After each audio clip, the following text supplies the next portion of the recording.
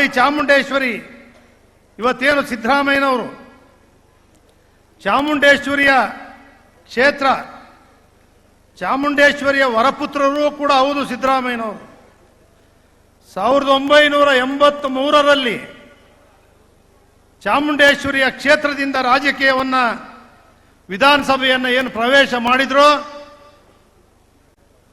ಅಂದಿನಿಂದ ಇಂದಿನವರೆಗೆ ತಾಯಿಯ ಆಶೀರ್ವಾದದಿಂದ ಕನ್ನಡ ಕಾವಲು ಸಮಿತಿಯಿಂದ ಹಿಡಿದು ಮಂತ್ರಿಗಳಾಗಿ, 2 ಬಾರಿ ಉಪಮುಖ್ಯಮಂತ್ರಿಗಳಾಗಿ, 15 ಬಾರಿ ಬಜೆಟ್ ಅನ್ನು ಮಂಡಿಸಿ, 2 ಬಾರಿ ವಿರೋಧ ಪಕ್ಷದ ನಾಯಕರಾಗಿ, 2 ಬಾರಿ ಮುಖ್ಯಮಂತ್ರಿಗಳಾಗಿದ್ದಾರೆ ಅಂತ ಹೇಳಿದ್ರೆ ಚಾಮುಂಡೇಶ್ವರಿ ಆಶೀರ್ವಾದ, ರಾಜ್ಯದ ಜನರ ಆಶೀರ್ವಾದದಿಂದ ಅವರಿಗೆ ತಾಯಿ ಯಾವಾಗಲೂ ಕೂಡ ಎಂಥದೇ ಸಂದರ್ಭ ಬಂದಾಗಲೂ ಕೂಡ ಅವರು ಅದರಿಂದ ಇನ್ನೂ ಹೆಚ್ಚಿನ ಶಕ್ತಿ ಅವರಿಗೆ ಬಂದಿದೆ.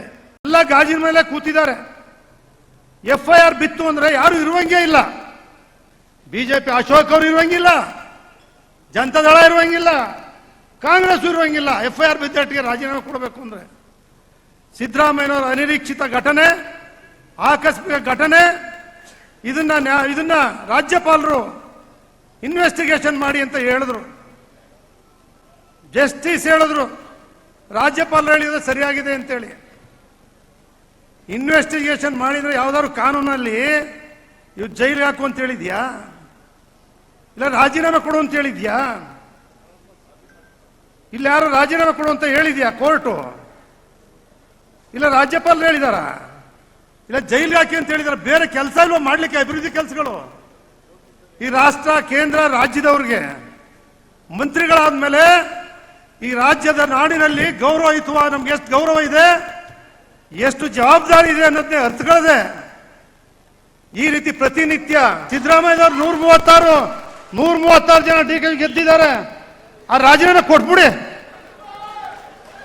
ರಾಜೀನಾಮೆ ಕೊಟ್ಬಿಡಿ. ರಾಜೀನಾಮೆ ಕೊಡ್ಬೇಕಾ?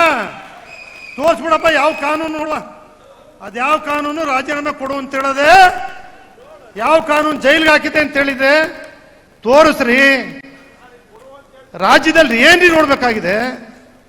ರಾಜ್ಯ ಏನ್ ನೋಡ್ಬೇಕು ಜನ? ಕರ್ನಾಟಕ ಭಾರತ ದೇಶಕ್ಕೆ ಮಾದರಿ ರಾಜ್ಯ, ಮಾದರಿ ರಾಜ್ಯ ಇಂಥದ್ದೆಲ್ಲ ನೋಡಿಲ್ಲ. ಮಹಾನ್ ಪುರುಷರಿದ್ರು, ಆದರ್ಶ ವ್ಯಕ್ತಿಗಳಿದ್ರು.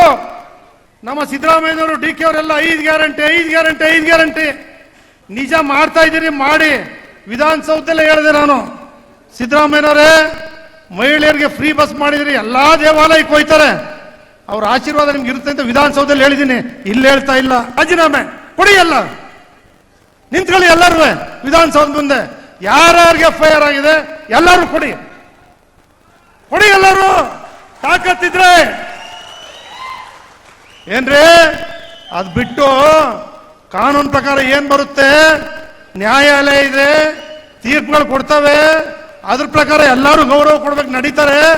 ಅಭಿವೃದ್ಧಿ ಮಾಡಿ, ಕೇಂದ್ರದಿಂದ ಏನ್ ತರಬೇಕು, ರಾಜ್ಯದಿಂದ ಏನ್ ಮಾಡಬೇಕು, ಉಪಮುಖ್ಯಮಂತ್ರಿಗಳು, ಮುಖ್ಯಮಂತ್ರಿಗಳು, ಸರ್ಕಾರ ಎಲ್ಲ ಇದ್ದೀರಿ.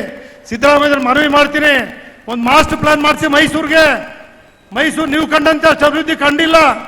ಪ್ರವಾಸೋದ್ಯಮಕ್ಕೆ ಮಾಡಿ, ಒಂದು ಮಾಸ್ಟರ್ ಪ್ಲಾನ್ ಮಾಡಿ, ಒಂದು ಜಿಲ್ಲಾಧಿಕಾರಿಗಳ ಅಧಿಕಾರ ನೇತೃತ್ವದಲ್ಲಿ ಅಥವಾ ಹಿರಿಯರ ಸಮಿತಿ, ಒಂದು ಸಮಿತಿ ಮಾಡಿ. ನಿಮ್ಮ ಕಾಲದಲ್ಲಿ ಈ ಕ್ಷೇತ್ರ ಮೈಸೂರು ಮಹಾರಾಜರ ಹೆಸರು ಶಾಶ್ವತವಾಗಿ ಉಳಿದಿದೆ, ಇನ್ನೂ 3 ತಲೆಮಾರು ಇರ್ತದೆ. ನಿಮ್ಮ ಭಾನು ನ್ಯೂಸ್ ಚಾನೆಲ್ ಅನ್ನು ಪ್ರೋತ್ಸಾಹಿಸಲು ಸಬ್ಸ್ಕ್ರೈಬ್ ಮಾಡಿ, ಹಾಗೆ ಬೆಲ್ ಬಟನ್ ಒತ್ತಿ.